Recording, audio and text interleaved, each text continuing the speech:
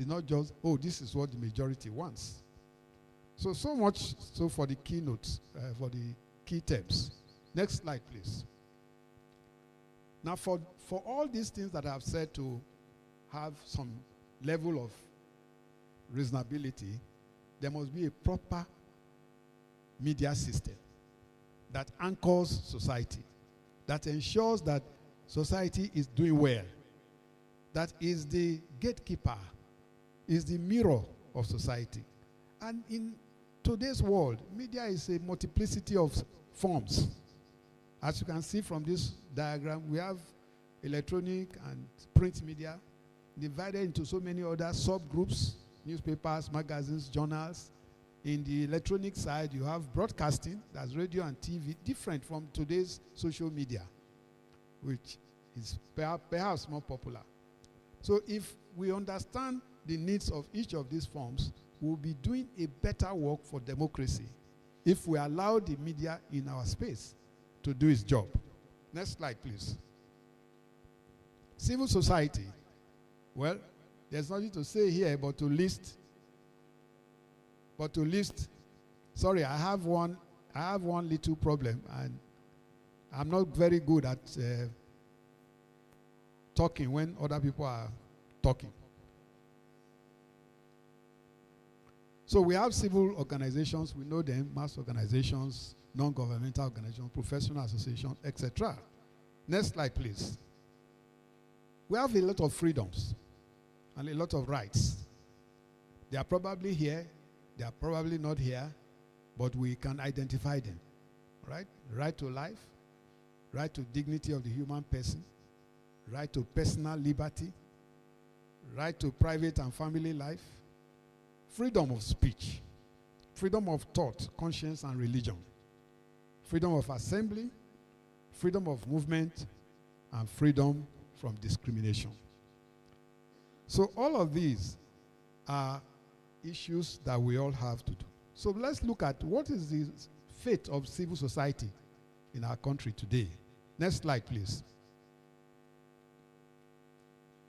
The first point to be made is that although the Constitution says the primary purpose of government shall be the welfare and security of the citizenry, that does not appear to be our priority. Our priority is the politicization of public policy. The only people that matter in Nigeria today are politicians. My brother here does not matter because he's a farmer. But the politicians cannot produce food for themselves. So a country that does not recognize the diversities of professions, occupations, and vocations is not ready to grow. Also, you see vestiges of dictatorship.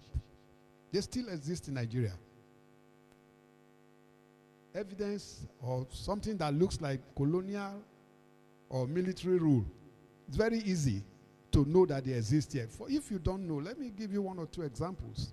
When a governor goes to a project site and says this project is cancelled with immediate effect, that's military.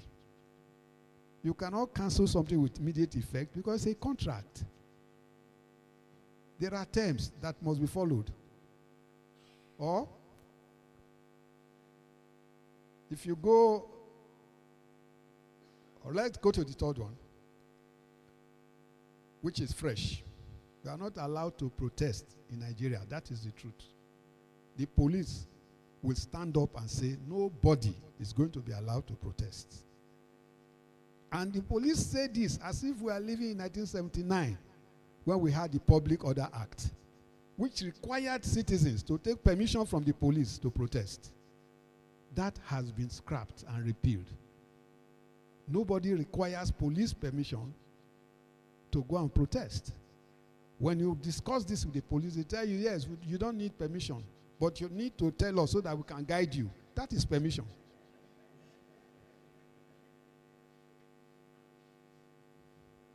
So the main effect of issues like this is that we have a timid, if not docile, civil society. Next slide, please. Okay, now we are on our proper page now to talk about the media. And what the first thing I would like to say is that I have listened to 2 or 3 people who spoke before me, and they kept talking about freedom of the press and how it involves a corollary of responsibility and all that. There is no freedom of the press in Nigeria. Nigeria does not have freedom of the press. What we have in Nigeria is freedom of speech. They are not the same thing. They are not the same thing. Freedom of speech has some voluntary undertone because you may choose not to speak. But freedom of press is mandatory because the press cannot choose not to speak. You must bring your news out. You must write. You must speak. You must read the news. So you need a special freedom to do that. And people keep saying, oh, since the freedom of speech in Section 39 of our Constitution is for everybody, the media should take its freedom from there. That's an example of a country that does not have freedom of the press. When you ask somebody to go and take his freedom from the one you gave to the general group, then there's no freedom of the press. I've said there, Section 39 grants freedom to everybody. 39(2), which also grants freedom to own a medium, and so on and so forth, is not freedom of the press, it's freedom for press proprietors. There is no freedom for the press professional who has a job to do. Section 22 of our Constitution, that many of us mistakenly assume to be press freedom, is not freedom, but an assignment, a mandate. Go and do this. There is nowhere they say this is the power for doing it. There is nowhere you find that they will say, oh, this Section 22 we gave to you.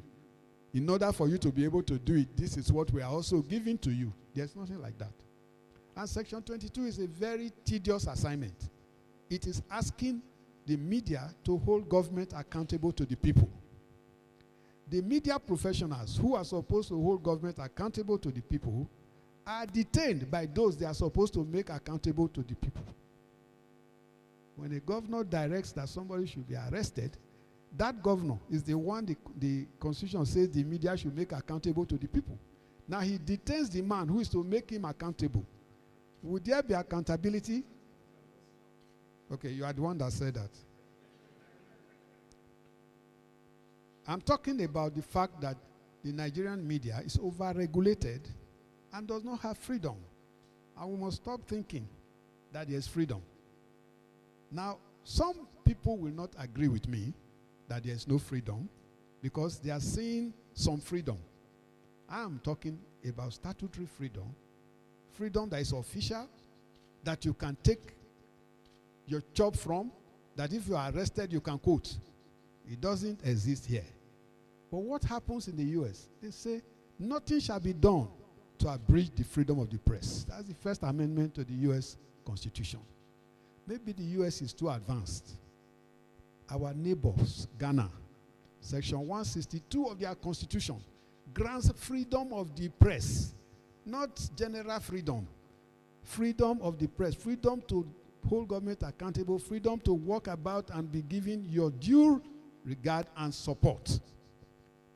In Malawi, Section 36 does exactly the same thing in that constitution. It does not exist in the Nigerian Constitution. What the Nigerian Constitution regards or recognizes for the media is to be given an assignment to do something. There is nowhere that we're giving freedom for that assignment. Now, the truth is that because the media is overregulated, you cannot even work well. As we all know, the latest that we have these days is that certain laws are manipulated against the media. A good example being the Cyber Crimes Act. Of course, nobody intended that when you publish an article, you'll be arrested for cybercrime. But that's what happens because the Cyber Crimes Act was so structured. Even the amendment to Section 24 of that act that makes it better now is still available. There's still a room there for you to be arrested for writing something which the person in government says anoint him. I use the word anoint. It's in the law. Anoint.